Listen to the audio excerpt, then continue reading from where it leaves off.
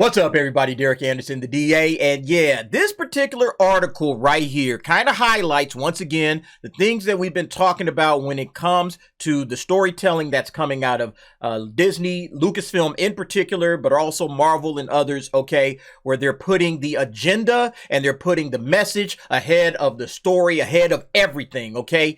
That is the preeminent thing. Everything else just kind of falls secondary, all right? All right? And you can see it right here. Amandla Stenberg says Lucasfilm devised the Acolyte around her, okay? So they devised an entire story and everything around her, all right? This takes place in the High Republic era. So now what you have is a story that's kind of supersedes or precedes everything that happens in Star Wars going forward, okay? And if you haven't paid attention, there's a lot of progressivism and there's a lot of woke ideology and agendas in the High Republic. I've read a couple of their books. This is the next thing that's coming out, set 100 years before The Phantom Menace. So they're kind of making you recontextualize Star Wars in light of what you've been reading in the High Republic. So then you can say, oh, well, you know, all of this stuff that happened in the High Republic is what sets up, you know, everything that happens in the original trilogy and the prequel trilogy, so on and so forth.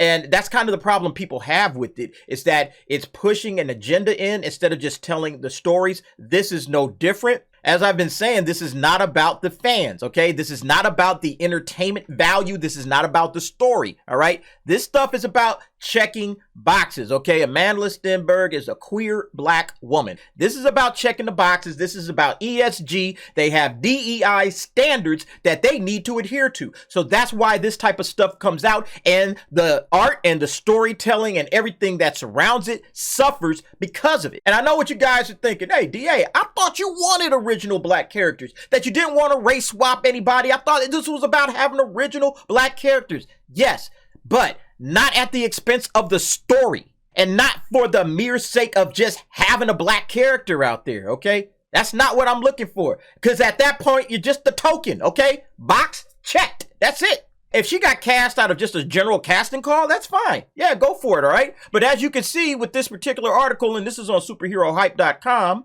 according to an interview in The Hollywood Reporter, Lucasfilm conceived the Acolyte with her in mind. And going forward, the interviewer brought up the rumor that the Acolyte was designed with Stenberg in mind. Stenberg confirmed the rumor, admitting Lucasfilm used her in the concept art before being cast.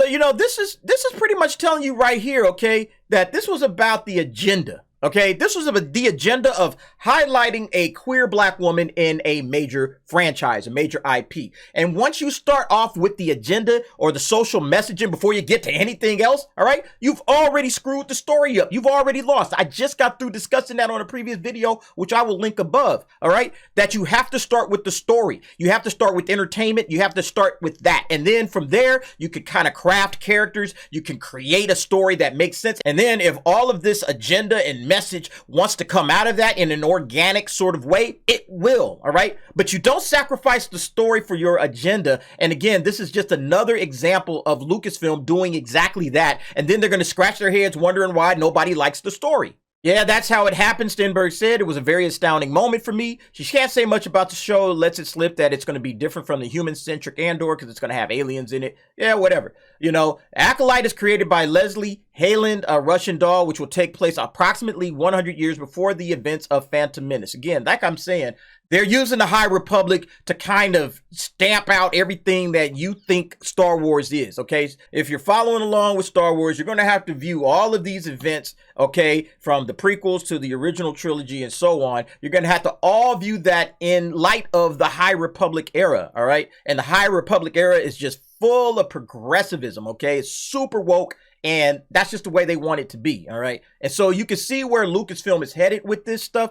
I mean, it's not fooling anybody. I mean, maybe they think they're fooling somebody. It's not fooling anybody that's paying attention, you know? I tend to try to read between the lines of a lot of things, you know, even when it comes to entertainment, because I'm a writer, okay? I actually care about this stuff. This stuff, good storytelling actually means something to me. I'm not just beefing just to say stuff, you know? I actually care about good stories being well told, all right? And especially a franchise like Star Wars that's near and dear to me, okay? I think it's really important to craft good stories in that franchise. Otherwise, the franchise will die, which you have been seeing. My whole thing is, look, just tell good stories, all right? Just tell good quality stories that have good characters, good storytelling. That's the thing that matters to Star Wars fans, all right? Just like Andor, we just saw that, all right?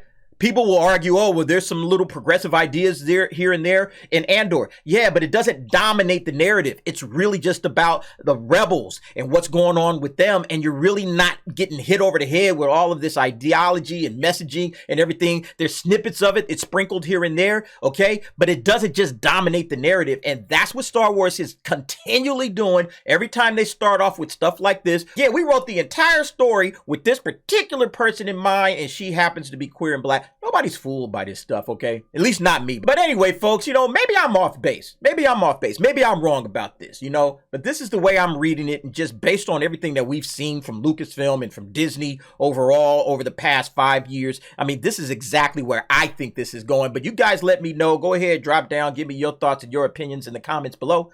Thanks for watching. See you next time.